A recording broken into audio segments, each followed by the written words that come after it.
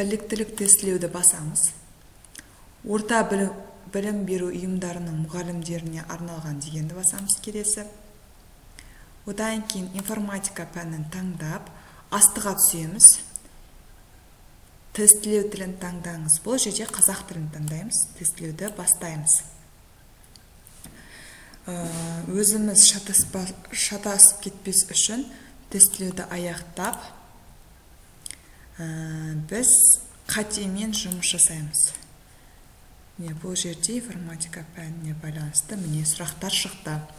Бірінші сұрақ: Windows жүйесіндегі компьютерлік алфавиттік символдар саны. Ол бізде 0-дан 256-ға дейін. Яғни алфавиттік символдар саны 0-дан 256-ға дейін.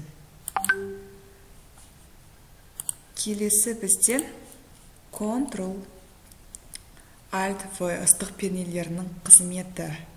Бұл арнайы кірістіру деп аталады. Ctrl Alt V ыстық пернелерінің қызметі арнайы кірістіру.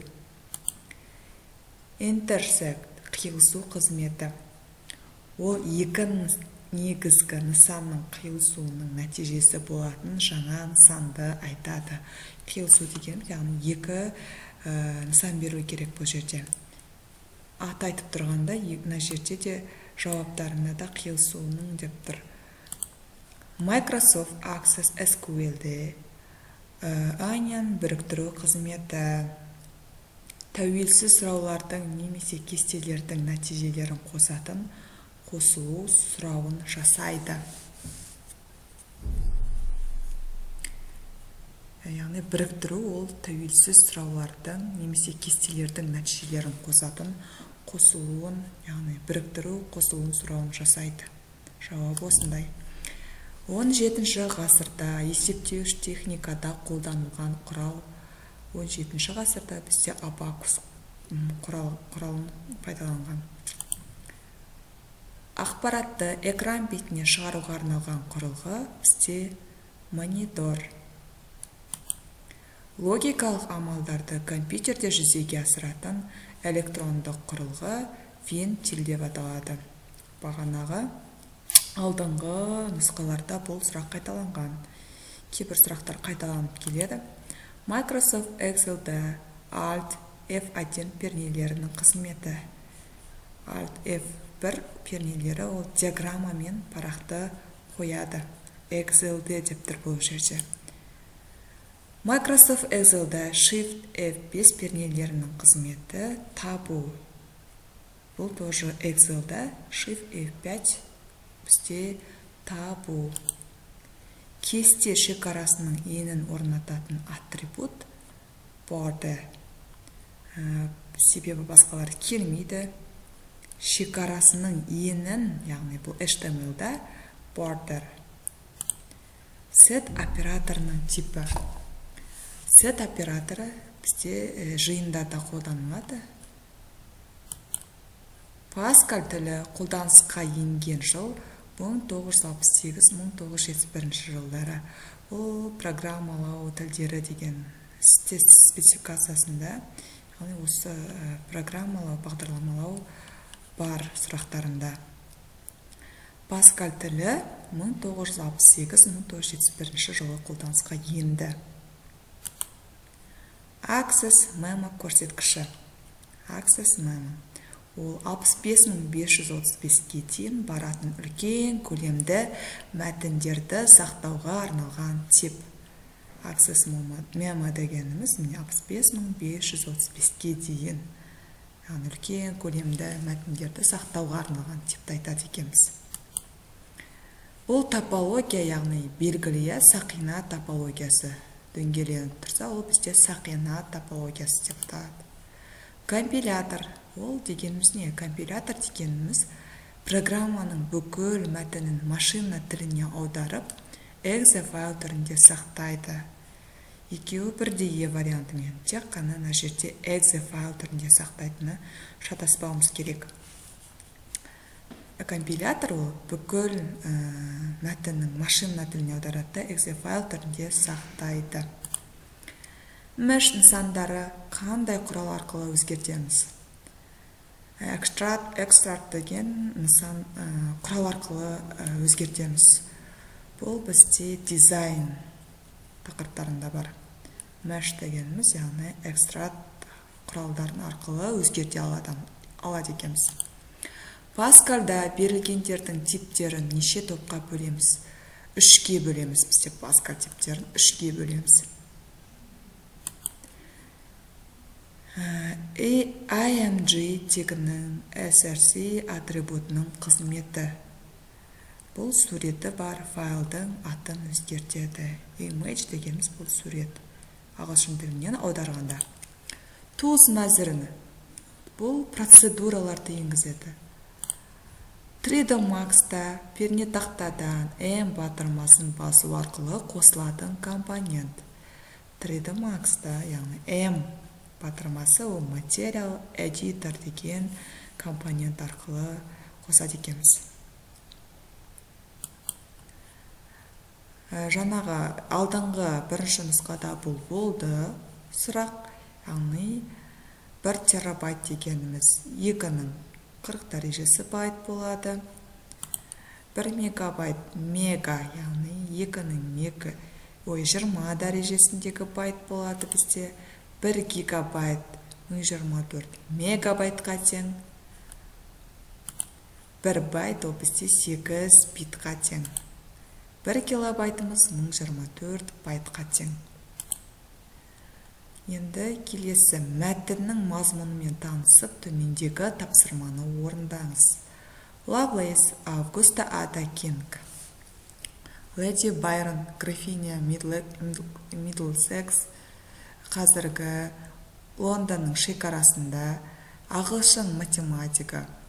Аугуста Лавлейсті номер 1 бағдарламашы деп атайды. Өйткені ол әріптесі Чарльз Бейбиштің есептеуіш машинасына арнап алғаш бағдарлама жазған. Ол ағылшынның ұлы ақыны Джордж Гордон Байрон мен Аннабелла Байронның жалғыз қызы болатын.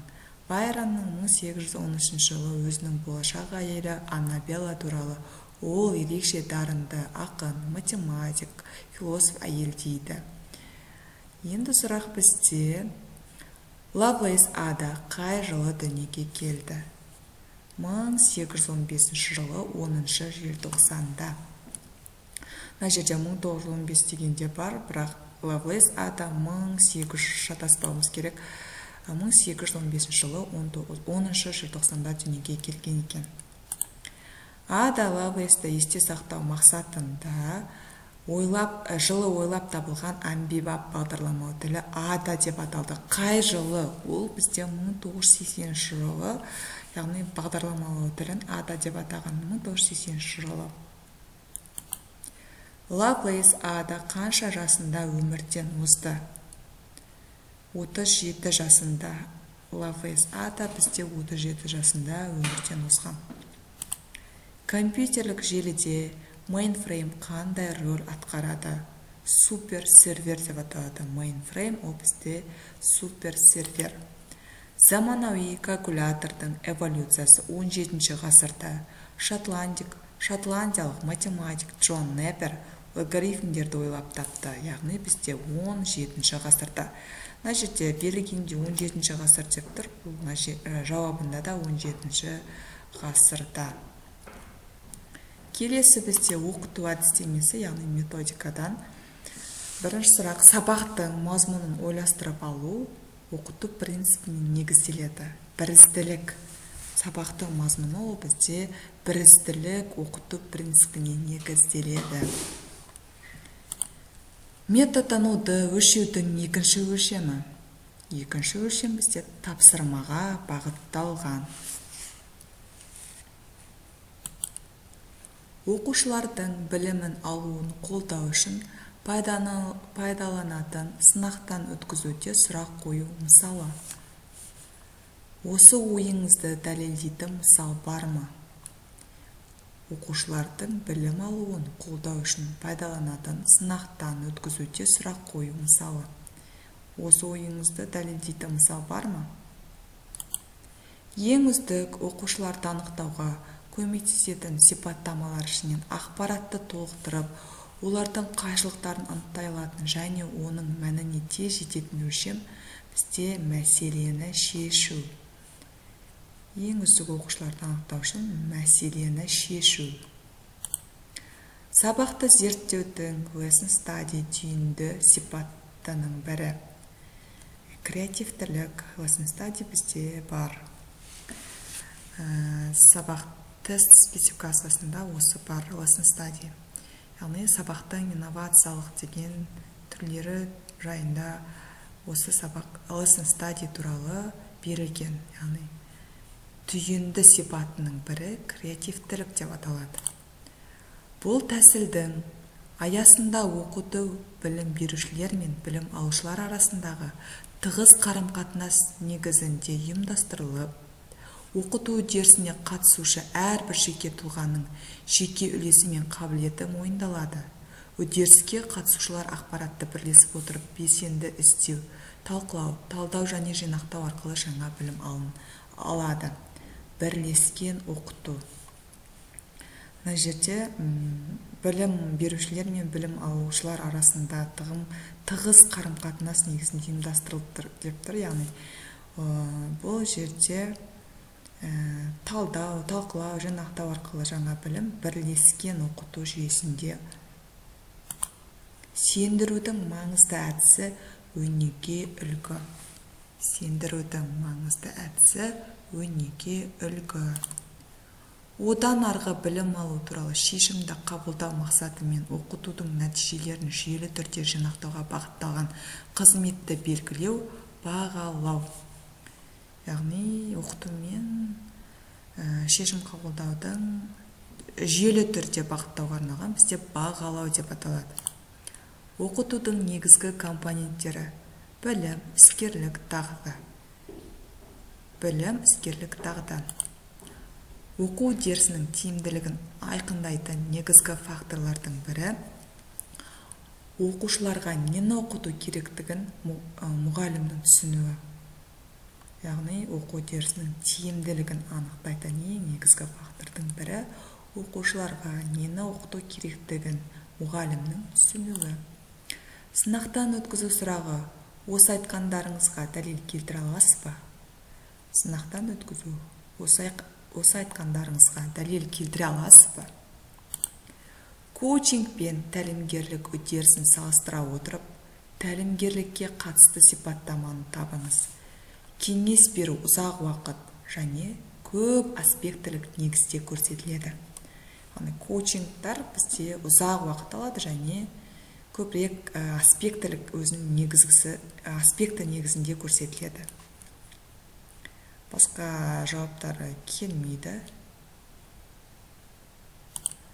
Педагогтардың кәсіби қасиеттерін диагностикалауға бағытталған педагогикалық зерттеу аймағы квалиметрия деп аталады. Педагогтардың кәсіби қасиеттерін диагностикалауға бағытталған педагогикалық зерттеу аймағы квалиметрия. Педагогикада тұлға дамуының басты факторы тұқым қуалаушылық, орта тәрбие. Ең негізгі басты факторлар. Педагогикалық инновациялардың жіктелуіне сәйкес Симоненко бойынша өзгерістер сипаты бойынша қандай инновациялар бар? Радикалды, аралас, өзгертілген. Яғни Симоненко бойынша қандай инновациялар бар? Радикалды, аралас, өзгертілген. Мына жерден қателеспеуіміз керек. Симоненко ол бізде радикалды, аралас және өзгертілген. Алынған нәтижелер мен жоспарланған мақсаттардың арақатынасы процесі бағалау. Яғни нәтижелер мен жоспарланған мақсаттардың арақатынасы бағалау деп аталады. Оқу үшін бағалаудың мақсаты табысқа жетуге бағыт беру. Оқу үшін бағалаудың мақсаты табысқа жетуге бағыт беру. Оқыту мазмұны оқушылардың объективті ғылыми дәйектермен, теориялармен, заңдармен таныстыруы, ғылымның қазіргі жағдайын көрсетуі сипатталатын принцип бізде ғылымилық деп аталады. яғни объективті ғылыми дәйектермен деп тұр, яғни сұрақтың өзінде тұр, мұқият қараса ғылыми дәйектермен, теориялармен деп тұрса, ол бізде ғылымилық деп аталады. Эмпирикалық педагогикалық зерттеу әдісі дегеніміз байқау. Эмпирикалық педагогикалық зерттеу әдісі байқау деп аталады. Эмпирика байқау деп жаттауымызға болады екен. Мұғалім қызметінің объектісіне жатады. Педагогикалық процесс. Мұғалім қызметінің объектісіне педагогикалық процесс жатады.